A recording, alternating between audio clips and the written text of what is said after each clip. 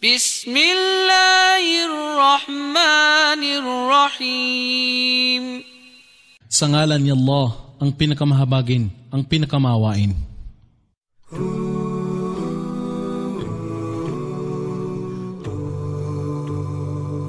Minasyaitanirrajim.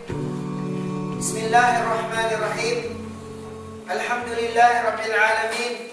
Wa bihi nasta'in fi umuri dunya waddin. Wassalatu wassalamu ala asyrafil anbiya'i wal mursalin nabiyina Muhammadin wa ala alihi wa ashabihi wa man tabi'ahum bi ihsanin ila yaumiddin wa sallama tasliman katsira. Ma ba'd. Assalamualaikum warahmatullahi taala wabarakatuh. Subhanaka la ilma lana illa ma 'allamtana innaka antal alimul hakim. Allahumma rabbi shrah li sadri wa yassir li amri wahlul 'uqdatam min lisani yafqahu qawli. Allahumma 'allimna ma yanfa'una wanfa'na bima 'allamtana. Allahumma rabbi zidna ilma, Allahumma rabbi zidna ilma, Allahumma rabbi zidna ilma ya Allah ya rabbal alamin. Mga kapatid ko po sa Islam, una sa lahat ay lubos tayo nagpapasalamat sa tunay at tanging nag-iisang Diyos na si Allah subhanahu wa ta'ala. Sa iyong Diyos, lumika ng kalangitan, lumika ng kalupaan, lumika ng nakikita natin ngayon at hindi pa natin nakikita.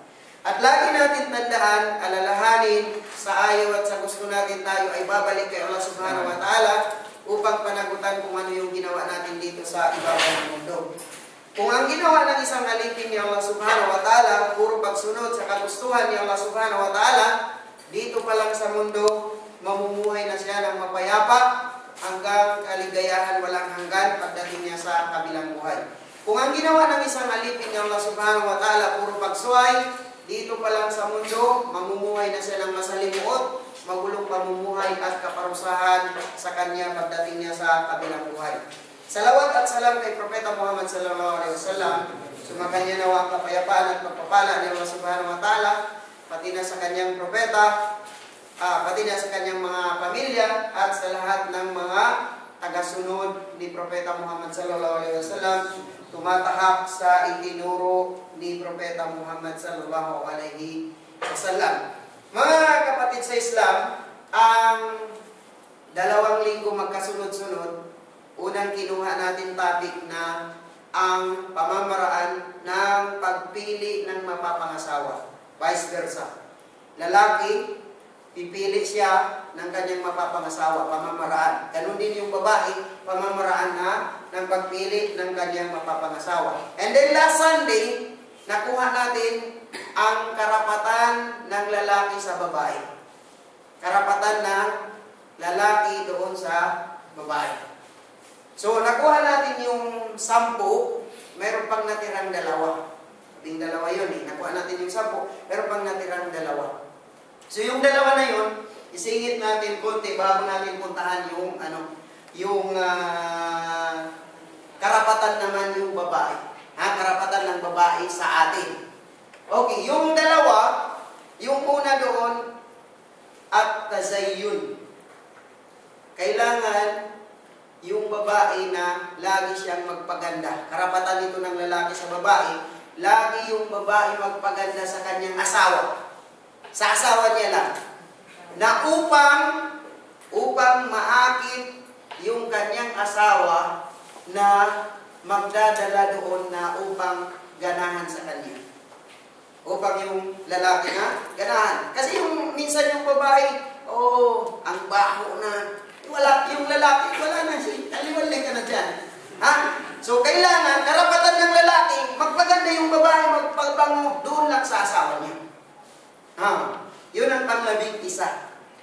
At tasayo. Yung magpaganda yung babae doon sa asawa niya. Yung ibang babae nga, hindi na nagtututbrush. Kausapin na lang. Sorry. Okay na. So, kailangan magpabango siya. Magsuot siya ng mga sexing kasuotan upang yung asawa niya na maakit niya. Sa asawa niya lang. So, yung karapatan ng lalaki na magpaganda ka sa kanya. Karapatan niya yan sa iyo. Ang paglabing 2, yun ang paglabing 1. Yung paglabing 2, yung karapatan ng lalaki na hindi tatangi. Idha yad'uha ilal firash matarkun. Kapag siya ay inimbitahan na doon sa doon sa higaan, hindi siya tatangi. Illa bil udur, maliban na lang doon sa udur. Kapag mayroon udur yung babae, kumbaga may regla, o kaya pagod na pagod, o kaya may sakit, pwede siyang tumanggi. Pero pag wala siyang wala siyang sakit, wala siyang regla, wala, pero tumanggi siya, la'anat hal malaika. Sinusumpa siya ng mga anghel hanggang mag-umaga, hanggang hindi nalulugod yung lalaki sa kanya. Karapatan niya yun.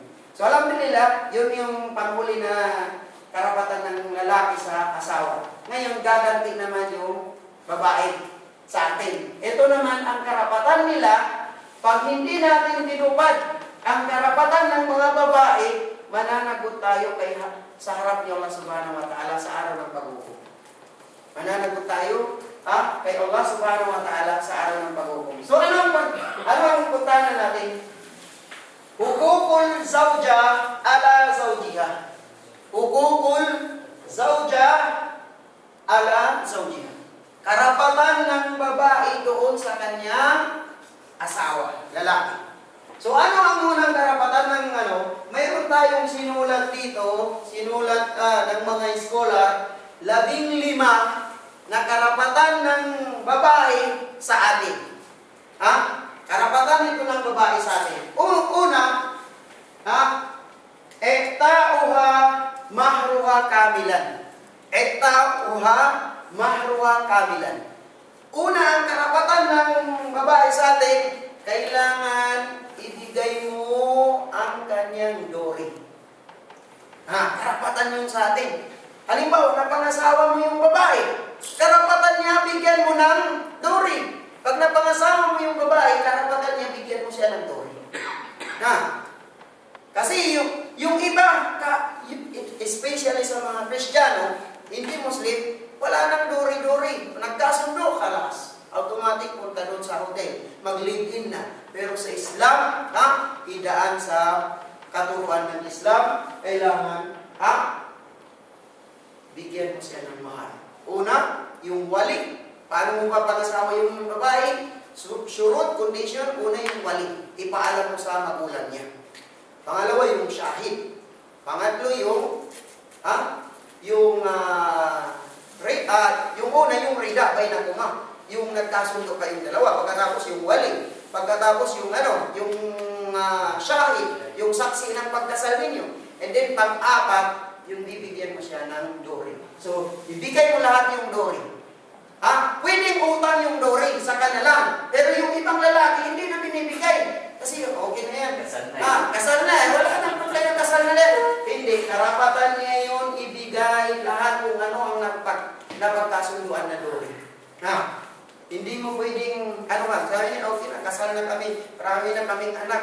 Hindi. Pag may pinagkasunduan yung dori, kailangan ibigay mo. Karapatan yun.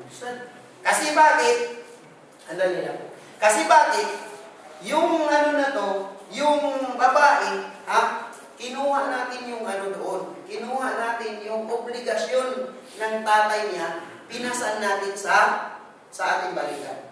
Kasi yung nagnanapa ka sa kanya, yung nagbibigay ng tustos, nagbibigay ng pagkain, lahat ito, nang ikaw ay pinakasalan mo yung babae na yun, pinasan mo yung pinasan mo yung karapatan ng tatay niya, gastos ng tatay niya, pinasan mo na sa iyo. So ikaw na ngayon ang mananagot doon sa babae. So inshallah, saka na lang po magtanong, magtapusin natin muna. So karapatan niya ibigay yung ano ba yung karapatan ng babae? Pangalawa, a'lamu haqqin wa huwa wikayatuha minan nar. Pangalawang karapatan ng babae, pinakamalaking karapatan ng babae ay ang maprotektahan mo siya mula sa naglalagablab na apoy ng impyerno. Mula sa naglalagablab na apoy ng impyerno, karapatan ito. Paano mo siya maprotektahan? Turuan mo siya ng Islam, turuan mo siya ng Islam, turuan mo siya ng katuruan sa Islam, pagbabasa ng Quran, hadith, Quran, pagsasala. Lahat ito ay karapatan niya sa iyo upang maprotektahan siya mula sa naglalakad na ako. Sisilingilin ito ng babae. Pwede siyang mag-complain sa harap ni Allah, "Ya Allah, hindi niya ako tinuruan ng Islam. Hindi niya ako tinuruan ng Quran. Hindi niya ako tinuruan ng hadith. Hindi niya ako tinuruan para mapalayo ako sa impyerno."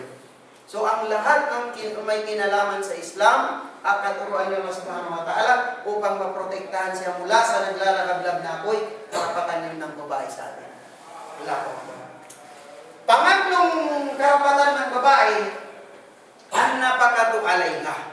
An-nafaqatu 'alayha ay bibigyan mo siya ng panustos. Nafaqa. Ano? Damit, pagkain, ano pa? Bahay. Karapatan ito ng babae na anuhan mo siya ng bahay. Hindi ikaw ang titira sa bahay niya. Kailangan, ikaw ang kukuha ng bahay, gagawa ng paraan na, patayuan mo siya ng bahay. Allahu Akbar. Ito, karapatan ng babae na anuhan mo siya ng tirahan. Bigyan mo ng damit, pakainin, anuhan mo ng tirahan, tustusan mo ang pangangailangan ng babae. Kung ano ang pangangailangan niya, karapatan niya yun sa'yo.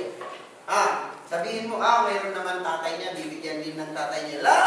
Wala na yung tatay niya, ikaw na, kinuha mo na yung obligasyon ng tatay, pinasan mo na sa'yo. So, karapatan yan. Pag kayo, mga babae, mga sister sa likod, pag hindi kayo tinutustusan ng asawa ninyo, pwede kayong mag-complain.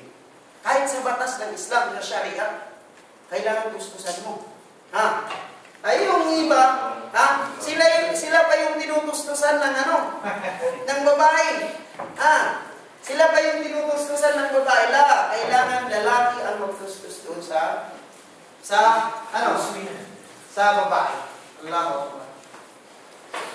Pangatlong karapatan, pang-apat na karapatan ng babae, nagkasundo na tayo dito sa pangatlo na to. And then pang-apat, adamu darbiha bighairi sababin. Adamu darbiha bighairi sababin. Ay karapatan niya na bawal mo siyang saktan. Bighairi sababin, na walang dahilan. Na walang dahilan. Bawal mo siyang saktan, walang dahilan. Meron mga lalaki, nakikita natin yung babae binubugbog. Tumutulo na yung labi sa suntok. Bawal. Ang nakasulat dito, alam mo na buhabi kayo sa babin, ang nakasulat dito, pwede mo siyang paluin, pero ano ang pagpalo? Yung siwak. Siwak lang, maliit na siwak. Yun lang, stick yung inano dito, maliit lang, pwede mo siya paluin. Pero yung pagbuhatan mo ng kamay, sampalin, suntukin, sipain, bawal sa Islam. Pananagot yun sa harap ni Allah subhanahu wa ta'ala. Yung mga lalaki, sinusuntok nila, sinasampal nila, sinisipa nila yung babae. Babae, hindi pwede saktan. Kaya sabi sa kasabihan, ang babae, hindi sinasaktan, minamahal. Turo yun sa Islam. Ang babae hindi sinasaktan, minamahal, yun ang turo sa Islam. Ano ang nakadalil dito? Sabi niya, wallati takhafu nushuzahunna, fa'iduhun wahduruhunna fil madaji wadribuhun fa'in ata'na fala tabuhu alayhinna sabila innallaha kana aliyan kabira. Dito, kung galit ka talaga, hindi mo mapigilan yung galit mo, ano ang gagawin mo dito? Nag-away na kayo, hindi na mapigilan yung galit mo. Ang unang turo sa Islam, wahjuruhum, fil madaji wadribuhun. Una, pag hindi mo na pigilan, umalis ka. Umalis ka. Huwag mong anuhan yung sasalita, ng babae, huwag mong anuhan. Umalis ka. Pagkatapos, umalis ka, hindi mo siya tabihan. kasabihan sa pagtulog. Fil madaji. Yung madaji, hindi ka matulog sa tabi niya. Pinakamasakit sa babae, kapag mayroon siyang asawa, hindi tatabi sa kanyang matulog. Masakit yun sa babae. Tandaan niyo. Sino ang nagsabi? Si Allah subhanahu wa ta'ala. Inshallah, malalaman niyo yan kapag kayo may asawa na. Yung mga binata, sorry na lang sa inyo. Hindi nyo na yan alam. Wahjuruhun fil madaji. At lumayo kayo, layuan nyo sa pagtulog. Hindi ka naman lalabas ng bahay, doon ka rin, sa loob ng bahay. Pero huwag ka lang tumabi sa kanya sa pagtulog. Masakit yun. Hindi makatulog yun. Lingon ng lingon sa'yo. Nandiyan, diba? Lingon ng lingon yun sa'yo eh. Kunwari, pag gising mo, tulog. Pero lingon ng lingon na yun, hinahanap ka na sa tulugan. Pagkatapos, wadribuhun. Ito na yung sinasabi natin. Paluin sila, pero huwag, siwak lang. Huwag mong, paluin sa mukha, paluin sa mga na bagay, para magbakat sa kanyang katawan, hindi pwede, siwak lang. Sa mo paluin, sa paa o kaya sa yung hindi magbakat sa kanyang mukha, huwag sa mukha. Okay. Ano pa yung paglima? La tahjuruha illa fil bait. La tahjuruha illa fil bait. Ang panglima, hindi mo siyang hindi mo siyang i-misplace. Kung baga, mo siya, wala na akong pakialam sa'yo. La tahjuruha, huwag mo siyang wala akong pakialam sa'yo. Huwag baliwalain. Displace, huwag mo siyang baliwalain. Huwag mo siyang sabihan, umalis ka na dito. Huwag mo siyang palayasin. Illa bil bait. At huwag mo siyang baliwalain. Kapag kayo, nag-aaway kayo, doon lang sa bahay kayo mag-aaway. Pag sa labas ng bahay, hindi mo siyang kasi may mga lalaki, nag-aaway sa loob ng bahay, inaaway pa rin sa labas ng bahay. Yung karapatan ng babae, hindi mo siya awayin pag sa labas ng bahay. Hindi mo siya pagsalitaan ng masama. Especially, ang nakalagay pa dito, kung kayo mag-aaway, yung hindi malalaman ang inyong mga anak. Hindi malalaman ang inyong mga anak. La yahissu bikumul awlad hatta la yahsula hunaka shay'un min al-hasasiyah. Sabi niya, kung mag-away kayo, huwag niyong huwag niyong ipakita sa mga anak niyo. Katuruan nito sa Islam na bawal natin, kapag mag-away yung lalaki at babae, bawal malaman ng mga anak. Hatta la yahsula hunaka shay'un min hasasiyah, hanggat para hindi masaktan yung mga anak. Para hindi masaktan yung mga anak. So, yung pag-away mo lang, doon lang sa loob ng bahay. Pag sa labas ng bahay, huwag mo nang huwag mo nang pagsabihan ng masama yung asawa mo. Kunwari na, kayo, sa loob lang kayo ng bahay na mag-away. Karapatan ng babae. Mayroon mga lalaki, a'udhu billah, pati sa labas ng bahay, minumura yung asawa nila. Pagsabihan nila ng masama, hindi pwede yun. Doon, kung mag-away kayo, karapatan ng babae, doon mo lang siya sa loob ng bahay. At hindi pa malalaman ng mga anak. Hindi pa malalaman ng mga anak. Ano pa ang pangalan? Wala taqulu kabbahakallahu wansik. Wala taqulu kabbahakallah. Ito ang sinasabing kabbahakallah. Sumpa. Huwag mong sabihin sa kanya, sumpain ka ni Allah. Sa harapan niyo, huwag mong sabihin, sumpain ka ni Allah. Kung baga, sinusumpa mo siya, linalaan mo siya, hindi pwede. Bawal mo siyang pagsabihan ng sumpa. Sumpahin ka ni Allah, mamatay ka sana, o ano man, yung mga sumpa, bawal ito pagsabihan ng lalaki. Bawal pagsabihan yung kanilang mga asawa. Karapatan nila hindi sila pagsabihan, hindi sila isumpa, hindi sila kung ano-ano man yung mga sinasabi. Kasi minsan yung mga lalaki, paggalit na kung ano-ano yung sinasabi doon sa asawa. Bawal yun. Bawal silang pagsabihan ng sumpa. Kung ano man ang magawa niya, huwag mong sumpain. Kasi yung sumpa, mga kapatid sa Islam, daglag lang na, yung sumpa, kapag sinumpa mo yung isang tao, aakyat siya sa langit yung sumpa. Pagkatapos, hindi papasok siya sa langit, magsasarado yung langit. Pagkatapos, babalik siya dito sa mundo. Pagbalik niya dito sa lupa, hahanapin niya. Either na tatamaan yung sinumpa o kaya yung tao nagsumpa. Kaya bawal magsumpa sa tao. Kasi pag hindi tinamaan yung sinumpa mo, babalik sa iyo yung sumpa. Kaya bawal sa Islam isumpa mo yung babae, pagsabihan mo ng masama sa harapan niya, bawal yun.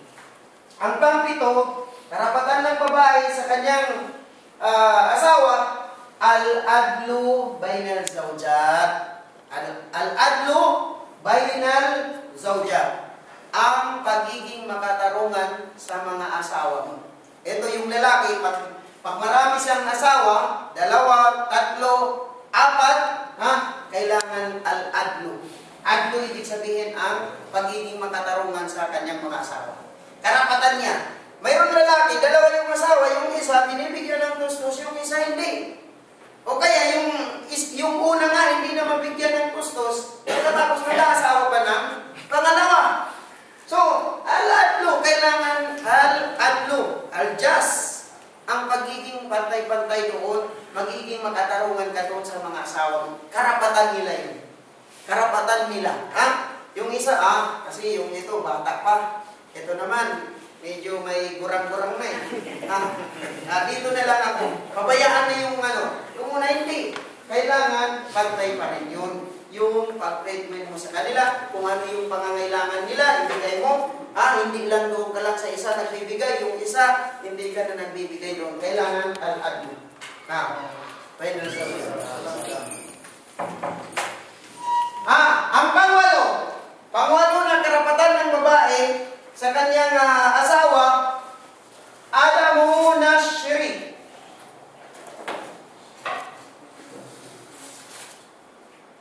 Adamu nashri sirriha. Adamu nashri sirriha.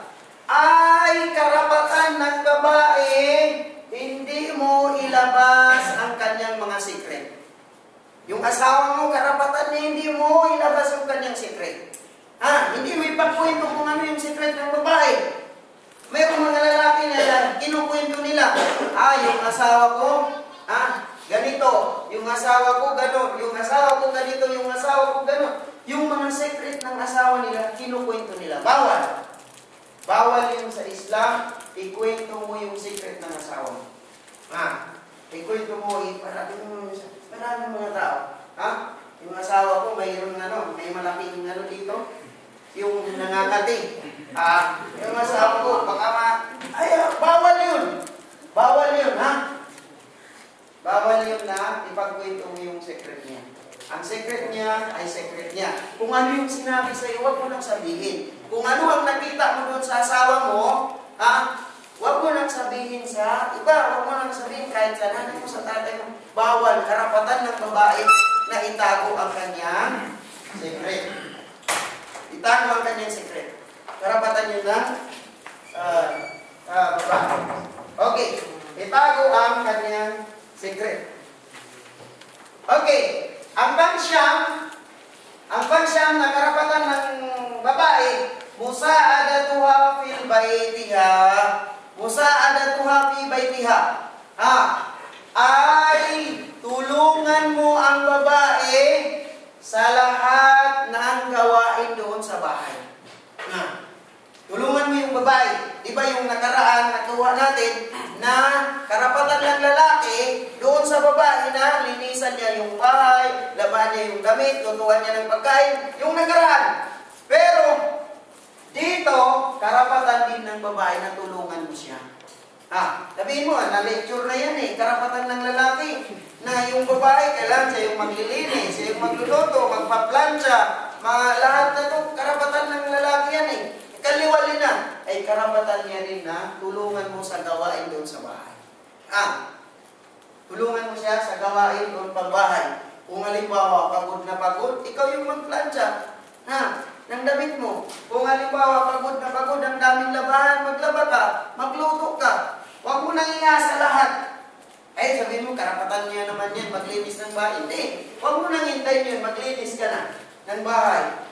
Maglaba ka, magluto ka, tulungan mo siya sa gawain pambahay. Si Prophet Muhammad sallallahu alaihi wasallam, yung mga asawa niya, tinutulungan niya na gawain pambahay. Karapatan niya yun. Ang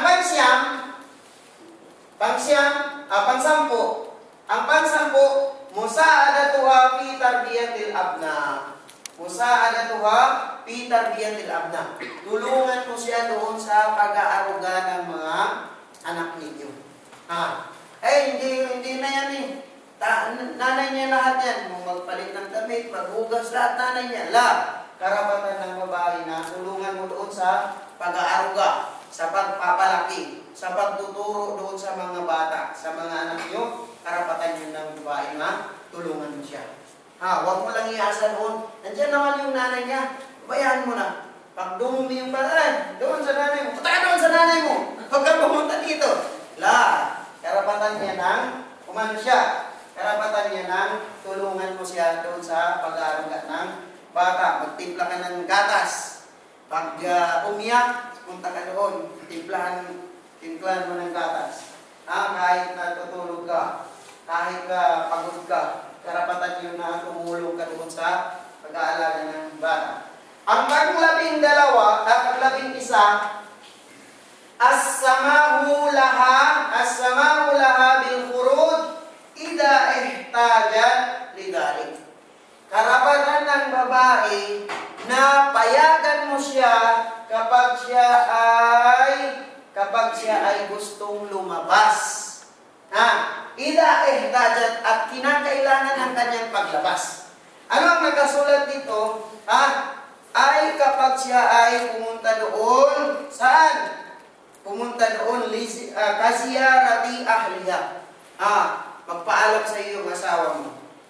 Magpaalam sa iyo yung asawa mo. Sabi niya, pupunta ko doon sa nanay ko, sa tatay ko, sa kapatid ko. Nakarapatan niya yun na payagan mo siya. Huwag mong ikulong lang sa bahay. Kahit hindi mo na pinapapunta doon sa nanay niya, sa kapatid niya, ikukulong mo. Maliban na lang, kapag pumunta lang doon mag-chismis, doon na lang siya sa bahay. Pero pag pumunta doon, bibisita sa mga magulang niya, hindi niya na nakita, mga kapatid niya, payagan mo yun. Karapatan niya na payagan mo. Karapatan niya yun, payagan mo. Okay.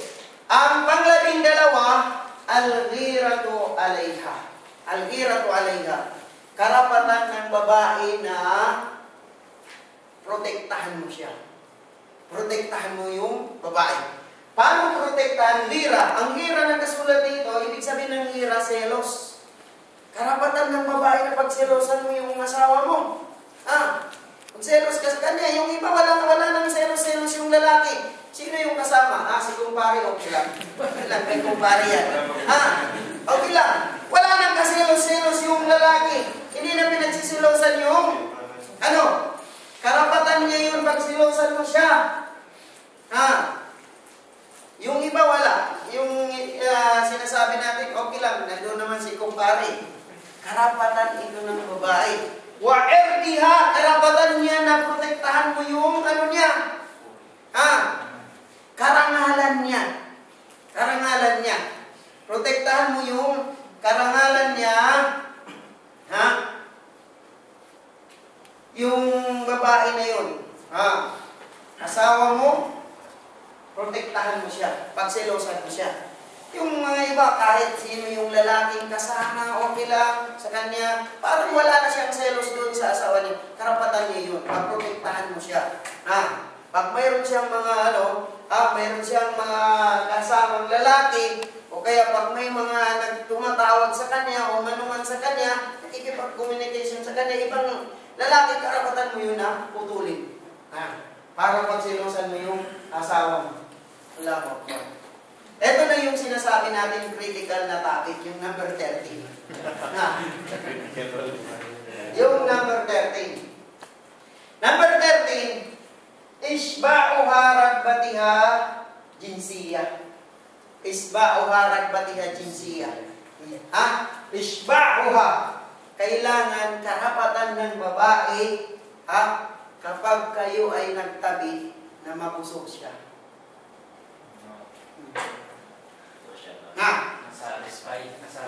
Masatisfied siya sa pangangailangan niya. Kasi may mga lalaki, kapag siya yung nauna, enjoy na siya. Kaliwali ka na. Kaliwali ka na. Karapatan ito ng babae, busugin mo siya. Huwag ikaw lang ang magpapusog. Kasi sa Islam walang tinatago. Inna Allah la yastahi anil haq. Yung karamihan sa mga lalaki, alam ito ng mga mag-asawa. Alam ng mag-asawa. Karamihan sa mga lalaki, sila yung nauuna. Pag nauna sila, knock-out na, ay hindi pa busog yung niya. Hindi pa busog yung asawa niya. Kailangan karapatan niya, mabusog din siya. Huwag ikaw lang ang magpabusog. Allahu Akbar. Karapatan niya ito. Kasi pag hindi yan nabusog, baka yung mga kukwar, tingnan mo yung mga Kristiyano, pag nagtabi, nagtalik yung mag-asawa, hindi naman nabubusog yung babae, pumupunta pa doon kay kumpare. Doon nagpapabusog naman kay kumpare. Kaya ikaw, sa Islam, kapag nagtabi kayo, karapatan niya, hindi lang ikaw ang mabusog, dalawa kayong mabusog. Pag hindi siya nabusog, pag gising nyo ng umaga, walang kape dyan. Walang kape nakalagay dyan. Pero pag nabusog yan, nabusog yung babae, pag gising mo ng umaga, nakaplansya na yung damit, nakatimpla na yung kape, yung almusal mo nandun na. Allahu Akbar. So, karapatan niya ito. Karapatan niya. Yung mga may alam, yung mga binata, tawa ng tawa. Wala pa kayong alam. Bata pa kayo. Yung may asawa. May mga katanungan dyan. May mga... Inshallah, pag natapos natin dito, magtanong kayo. So, karapatan niya ay mabusugin mo rin siya. Huwag ikaw lang ang mabusog. Kapatid sa Islam, huwag lang ikaw ang magpabusog. Ma-knock-out ka kagad, wala na. Hindi siya nabusog. Pag gising mo sa umaga, nagdadabog yan. Pero pag busog yan, yun na yung sinabi natin, katimpla na yung kape, kaplanta na yung damit, yung almusal complete. Experience? Yung tuwalya, na yan, nagbusog. By experience? Alam niyan ng mag-asawa. So, 30. Yun na yung sinasabi natin na critical ng topic. Yung 14, karapatan ng babae, syukruha ala ma taqumu bihi minal a'mal. Syukruha ala ma taqumu bihi minal a'mal. Karapatan ng babae na lahat ng ginagawa niya lagi mong pinapasalamatan. Lahat ng ginagawa niya, karapatan ng babae lagi mong pinapasalamatan. Thank you. Mashallah, sarap ng luto ng asawa ko. Mashallah, nakaplansya na yung damit. Mashallah. Lahat, mashallah, ang ganda ng kortina ng asawa ko. Bago yan pinapasalamatan mo siya lagi. Kung ano man ang ginagawa niya, karapatan niya na pinapasalamatan mo. May mga lalaki, walang pakialam. Masya Allah, ang linis ng bahay Galit talaga yung asawa at maglilinis. Palakpakan. Ganyan. Pinapasalamatan mo lagi. Kung ano man ang ginagawa niya. Kahit ano pa. Kahit nagluto yan. Halimbawa, nagluto siya. Nagluto siya. Maalat yung luto. Ano ang gagawin mo? Sabihin mo, Han. Huwag na tayong bibili ng asin doon kaya sa pagkalan na yun, huwag tayong bibili ng asin doon. Bakit? Maalat yung asin nila Doon tayo sa kapila, bibili. Kasi yung asin nila hindi maalat doon. So, karapatan ng babae sa atin, lagi natin sila pasalamatan. Sabi dito, ang dalil, yung mga binanggit natin ito, hindi natin pinagbanggit yung dalil, pero lahat ito mayroon dalil. Sabi dito, man la yashkurullah, la yashkurun nas. Ang sino man ang hindi nagpapasalamat kay Allah, hindi nagpapasalamat sa tao. Ang nagpapasalamat sa tao ay nagpapasalamat kay Allah subhanahu wa ta'ala. So, pasalamatan mo lagi kung ano yung mga ginagawa niya, trabaho mo, pasalamatan niyo. Kasi pag hindi ito sinunod, gulong-gulo lagi yung pamumuhay ng magpamilya. Pag hindi alam ng lalaki yung karapatan ng babae, hindi rin alam ng babae yung karapatan ng lalaki, laging magulo yan ang nila. Laging magulo yung buhay ng pamilya na yan. So, karapatan ng babae. Ang last na karapatan ng babae, at-tahammulul adha was-sabr ala ma yasduru min al-umur. At-tahammul, ibig sabihin, kung ano man ang mayroon pagsubok sa inyo, mayroon pagsubok dumating sa inyo, huwag mo laging sinisisi yung babae. Huwag mo laging sinisisi, ikaw kasi, ganun kasi, ikaw kasi. Wala. At-tahammul, kung baga magtiis ka. Was-sabr, magtiis ka kung ano yung mga problema dumarating sa inyo o kaya kung ano yung nagawa ng problema, huwag mo laging sinisisi yung asawa mo. Karapatan niya yun na huwag mo siyang sisihin. Hindi naman niya gusto yan na nasira yung ganon, na nabuhos o na anuman, karapatan niya na magtiis ka. So, mga kapatid sa Islam, ito yung karapatan sa atin ng mga babae, asawa natin, karapatan nila sa atin, kailangan ibigay natin yung kanilang mga karapatan. Ibigay ang karapatan, ang kanyang karapatan sa may karapatan. Ibigay natin. So, inshallah ngayon, nasa kung mayroon kayong comments, mayroon kayong gustong itanong, mayroon kayong gustong malaman, sa inyo na ngayon. Kayo na yung magtanong. Hindi naman tanong sa kundi... Dagdag lang. Napakagandang pag-aaralan pero maraming hindi nakakaalam. At kung tataas yung awareness ng mga babae, syempre gusto ng mga babae na ma-secure sila. Ito bang lahat ng karapatan na to, pwede ba itong ilagay sa kontrata ng kasalan? Pwede. Ang dowry, hindi nakabayad, nakalagay na kapag hindi ang dowry, pag hindi ka nakasuporta, pag inabuso mo ko physically or verbally, kapag sinumpa mo, kapag hindi ka nag-asawa ka ng pangalawa, at hindi mo ko nabigyan, lahat yan pwedeng isulat. Lahat ng karapatan na to, pwedeng ilagay sa kontrata bago ikasal ang babae. Kasi maraming ulit na kami. Bukas, pupunta naman kami sa court. Mayroon ikakasal, sister, yung lalaki Egyptian sa Al-Yusuf Hospital. Tingnan niyo po mga kapatid sa Islam. Bago ikasal ng judge ang lalaki at babae, meron tayong bagong kasal dito, si Brother Muhammad, tatanungin yung babae. Ito alam nila, wala, sobre isang buwan na, wala pa. Wala pang isang buwan kinasal, si Brother Muhammad. Okay, tatanungin yung babae ng judge, magkano ang dowry mo? Susulat yan. Ito si Brother Muhammad, nang tinanong siya, magkano ang dowry mo? Sabi niya 5,000. Naibigay na ba sa'yo? Sabi ng judge sa sister. Sabi niya hindi pa. Ngayon lumabas yung amo ng sister. Pagpunot, sa gilid lang ng borsa 5,000, sige, ibigay mo sa sister. Yung 5,000. Allah. Ano ang magiging resulta kapag hindi na ibigay yun ng lalaki? Ay, hindi pwede. Hindi pwede. Kasi, isa sa mga kondisyon na sa kasal, kailangan bigyan siya ng dowry. Hindi pwede banal sa'yo. Hindi pwede. Ha? Pero yung dowry, depende sa pagkasunduan yun ng babae.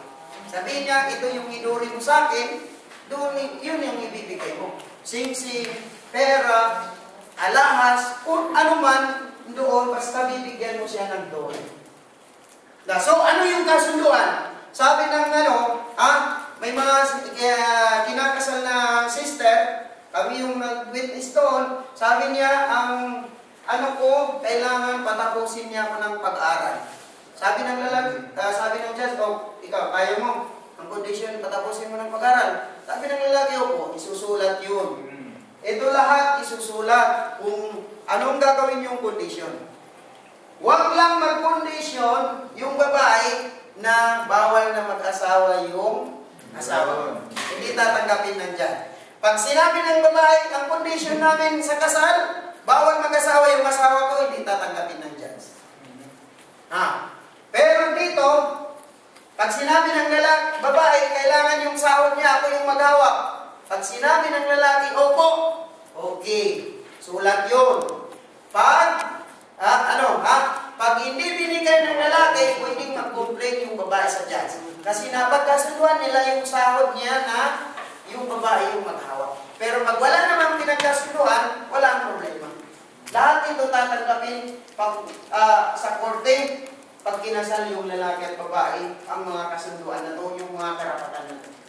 Alam mo, complain yung lalaki. Eto, sabi niya, hindi ako ginagastusan ng asawa ko. Ang napakaalay ha. Hindi ako ginagastusan. Pwedeng tanggapin yung judge. Pwede rin maging dahilan yun ng paghiwalay. Paghiwalay. Pwede. Kasi yung babae Opo. divorce. Pwede. I-require ng judge, Sharia, na gastusan niya yung babae. Pag sabi niya, hindi ko na yung gagastusan, wala na akong pakialam, pwede gawaan ng judge ng na yung babae pwede siyang magpahiwalay. So sa Islam, way of life, lahat ito. Inshallah subhanahu wa ta'ala, natapos na natin paano magpili ng mapapangasawa. Natapos na natin ang karapatan ng lalaki sa kanyang asawang babae. Ito naman, alhamdulillah, karapatan ng babae sa kanyang asawang lalaki. Inshallah, ang susunod, kung bigyan pa tayo ni Allah subhanahu wa ta'ala ng buhay, karapatan naman ng anak sa kanyang magulang. Karapatan ng anak sa kanyang magulang at pagkatapos karapatan ng magulang doon sa anak. Inshallah subhanahu wa ta'ala. Meron pa kayong tanong?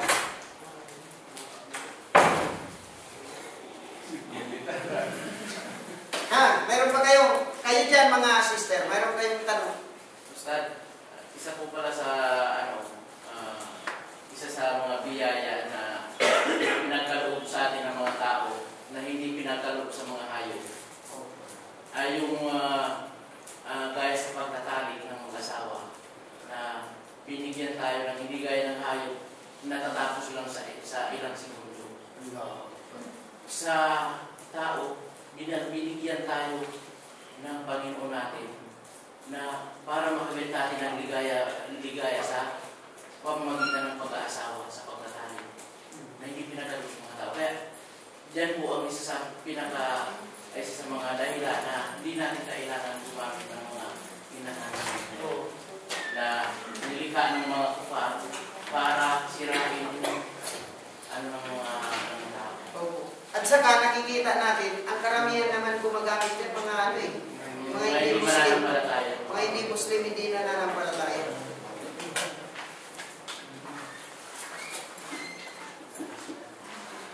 So alhamdulillah mga kapatid sa Islam, kung wala na kayong itatanong, ikaw brother, gusto mo nang mag-Muslim? Halika dito.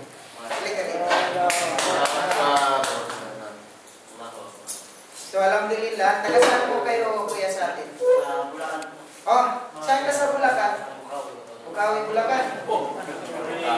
Si yung bagong Muslim din, taga Bulacan. Saan ka, kuya, sa Bulacan? Sa Kalupit, Bulacan. Ikaw sa? Bukawi, Bulacan. So, alhamdulillah, ito taga Bulacan. Okay, so banggitin ko lang yung sa Arab. Yan na yung pagpasok ko sa Islam. Ha? Okay. Mga brother, makinig kayo na magpo-Muslim. Anong pangalan niyo po, kuya? Joseph. Joseph. Ilan bang ka na dito sa Saudi? 4 na. Dito sa Daman. Sa ibang, lahat na dito sa Saudi. Ilan taon na? 5. Bali siyam na taon ka na. MashaAllah. So, willing ka na mag-Muslim? Willing na po. Hindi ka ba natatakot na maging terrorist? Kasi since pa po nung nasa Jeddah, marami ako ng kaibigan na Muslim. So ngayon mo palang na pag-isip-isip na gusto mo nang mag-Muslim. Kahit sabihan ka na terorista, okay lang. Okay lang. Ako saya. Dahil hindi naman lahat. So ganyan yung kawin mo kaya.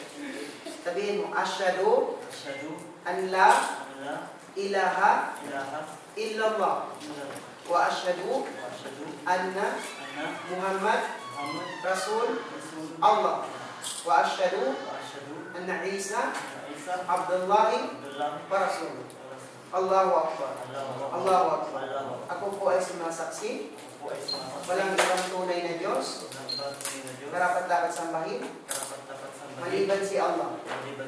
At ako po ay sumasaksi na si Propeta Muhammad ay sugo at alipin ni Allah. At ako po ay sumasaksi si Jesus, anak ni Maria, ay propeta at sugo ni Allah. Takbir!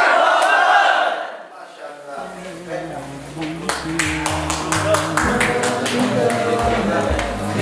Subhanallah wa bihamdihi nashhadu an la ilaha illa anta nastaghfiruka wa natubu